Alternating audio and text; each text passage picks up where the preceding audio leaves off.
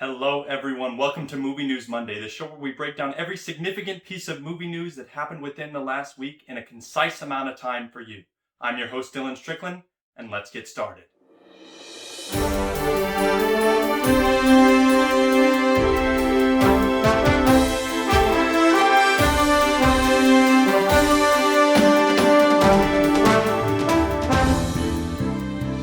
The trailer for the Netflix original film Stowaway dropped last week. It's starring Anna Kendrick and Toni Collette, and it actually looked pretty good. I'm very excited to see it.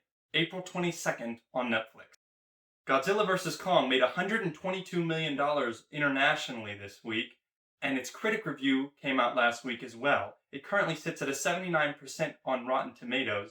Be sure to go and check it out on the 31st of March. A report from Variety says the Academy Award winner Jamie Foxx is going to be playing the legendary Titan Mike Tyson in a limited series spanning across his entire life. The show will be written by Colin Preston, and I'm very excited as this has been in the works for quite some time. Another report from Variety is stating that Viacom CBS is putting over $3 billion worth of shares into their Paramount Plus new content. I'm very excited, although I don't own Paramount Plus.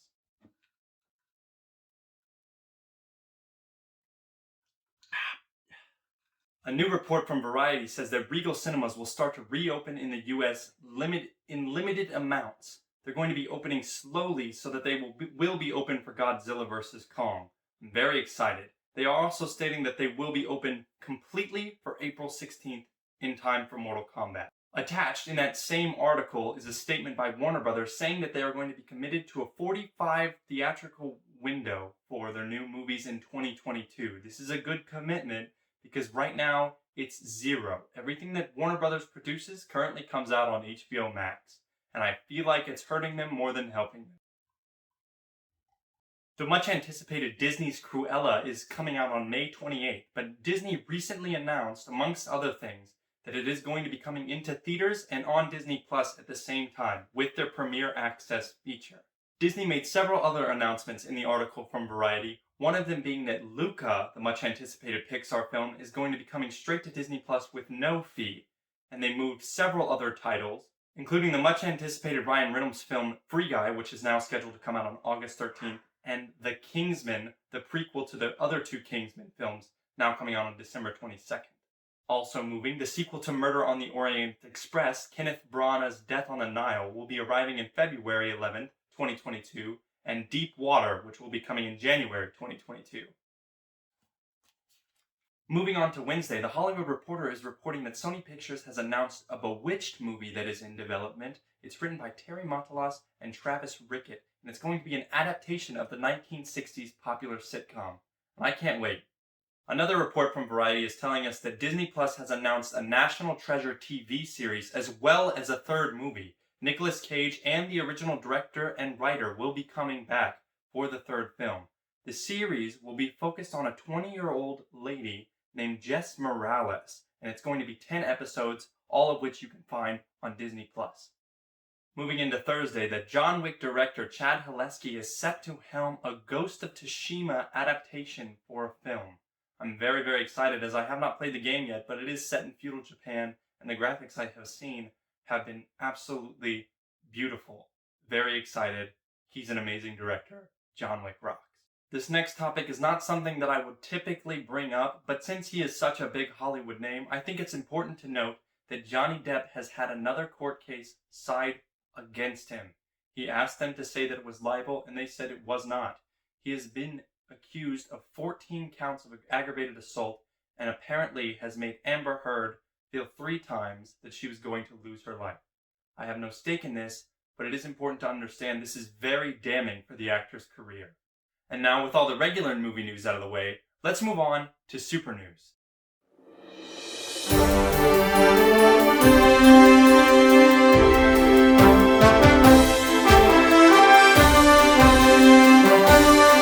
Hello everyone, welcome to Super News, the part of the show where we kick back, relax, and talk about the stuff that you clicked on the video for. That's right, the superhero news. Let's get started. Last week, the Suicide Squad trailer dropped, coming from James Gunn, and I I thought it was just okay. It's coming out on August 6th, and I'm still going to go see it anyways because I'm literally addicted to superhero movies and don't have anything else to do with my life. Ann Sarnoff, one of the heads of Warner Brothers, came out and said that the Snyderverse is officially done. Zack Snyder did his trilogy of films, and there will not be any more. This is a little unfortunate for people who like me who have liked all of Zack Snyder's movies, but I completely understand, and it's kind of what I was expecting anyway. So I'm not super shocked, but it's just a little bit of a bummer. But hey, you never know. Don't be toxic, but maybe if there's enough of a fan base there, they might change their minds. Variety broke the story that promising young women director Emerald Fennell is going to be writing the story for the Zatanna movie. A lot of people are very, very excited about this. I'm just iffy because honestly, I have no idea who that character is. But like I said, it's a superhero movie, so I'm going to see it because I'm sad. Deadline broke last Monday that the Falcon and Winter Soldier premiere was actually the most watched Disney Plus premiere ever. They wouldn't exactly tell us what the numbers were on that, but they did say it was above Mandalorian and WandaVision, and that's kind of astounding if you really think about it. Some new movement on the Flash movie, as they have announced that Ron Livingston from Office Space is going to be playing Barry Allen's dad, Henry Allen. He's filling in for Billy Crudup, who left the project due to other scheduling conflicts. I'm very excited. Other news about the Flash movie, though, has me a little bit worried, as Michael Keaton has now said that due to scheduling conflicts and the corona situation, he's very nervous to even try to do a movie right now with DC. But that doesn't mean it's the end of the line. It's just that he hasn't really looked at his options. So I'm still hoping that he's in it because I think that would be really, really cool to get the multiverse officially in a movie.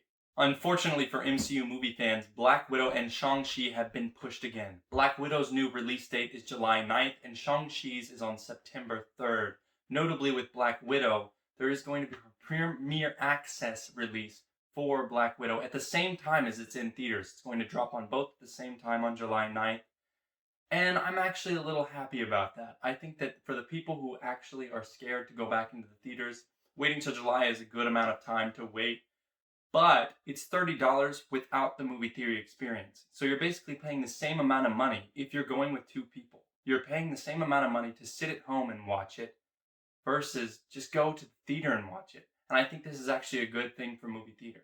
This odd piece of news reported by Variety says that Helen Mirren is going to play the villain in Shazam. She's going to be Hespera, the daughter of Atlas. So she will be a god.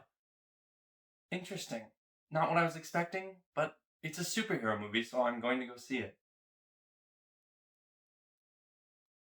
Other news for DC, as it's being reported that Pierce Brosnan, the former James Bond star, is going to be playing Kent Nelson, Dr. Fate, in Black Adam, if that movie ever comes out.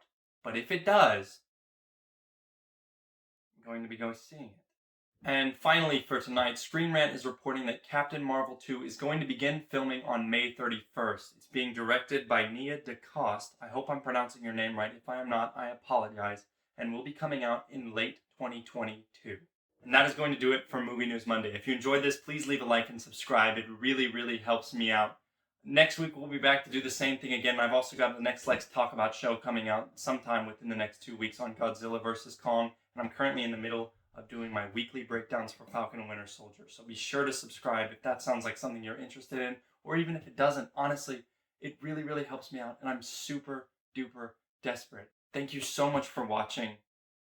You stay classy, San Diego.